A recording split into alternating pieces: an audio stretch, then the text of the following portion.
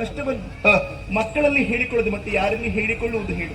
ಅಮ್ಮ ಮಕ್ಕಳು ಅಂತ ಹೇಳಿದ್ರೆ ಹಾಗೆ. ಸಣ್ಣದಿರುವಾಗ ಮಕ್ಕಳು ಅಮ್ಮನಲ್ಲಿ ಹೇಳ್ತಾರೆ, ಮಕ್ಕಳು ದೊಡ್ಡವರಾದ ಮೇಲೆ ಅಮ್ಮ ಮಕ್ಕಳಲ್ಲಿ ಹೇಳ್ತಾರೆ. ಹೌದಪ್ಪ, ಅವಿನಾಭಾವ ಸಂಬಂಧ.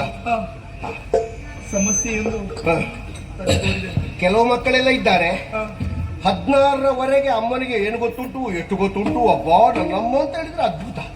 16 ಕಳೆದ ಮೇಲೆ ನಿನಗೇನು ಗೊತ್ತುಂಟು, ಸುಮ್ಮನೆ ಕೂತು ಅಂತ ಮಗ ಹನುಮಂತ ಅಲ್ಲ.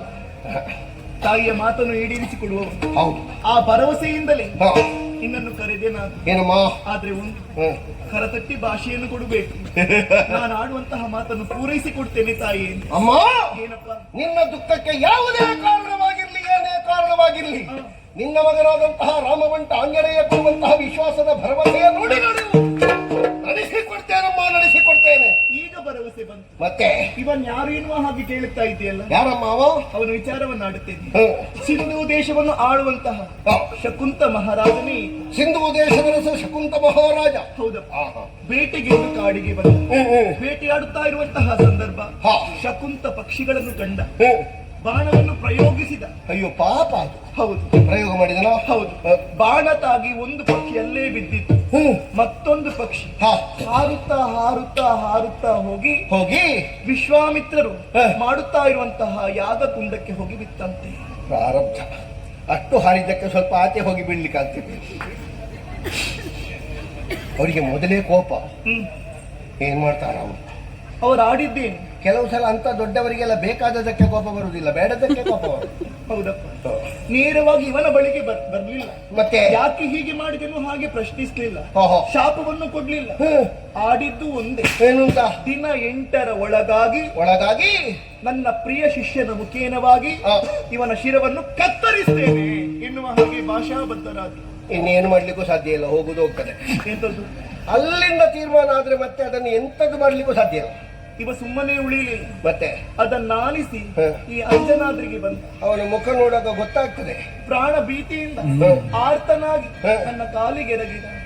ಅಮ್ಮ, ಪ್ರಾಣದಾನವನ್ನು ಮಾಡಬೇಕು. ಆ ಕಾಲಕ್ಕೆ ನೀನಾಗ ಇಲ್ಲ, ಅದಾಗುವುದಿಲ್ಲ ಅಂತ ನೀನು ಹೇಳಿರ್ಬೇಕು. ಇಲ್ಲ ಮಗನೇ, ಮತ್ತೆ ಆರ್ತರಾಗಿ ಬಂದವರನ್ನು ರಕ್ಷಿಸುವುದು ನಮ್ಮ ಧರ್ಮವಲ್ವೇ ಹೇಳು. ಅದಕ್ಕೆ ಹಾಗಾಗಿ ಹೇಳಿದೆ, ಹರಿಹರರು ಅಡ್ಡಯಿಸಿದ್ರು ಕೂಡ ನಿನ್ನ ಪ್ರಾಣಕ್ಕೆ ನಾನೇ ಹೊಣೆ ಅಂತ. ಅಲ್ಲಿಗೆ ಸುಮ್ಮನಿರಲಿಲ್ಲ ಆತ.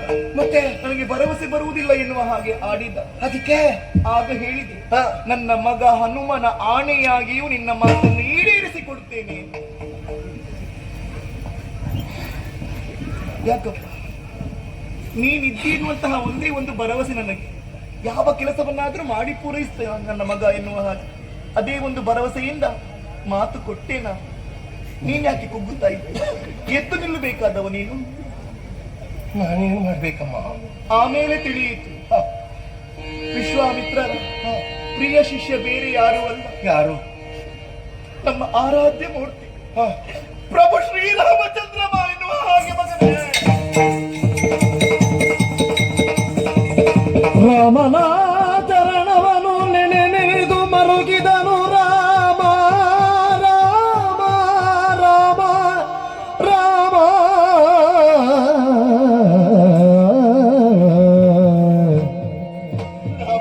ಹರನೇ ನಾನಿನ್ನಾವ ತೆರದಿ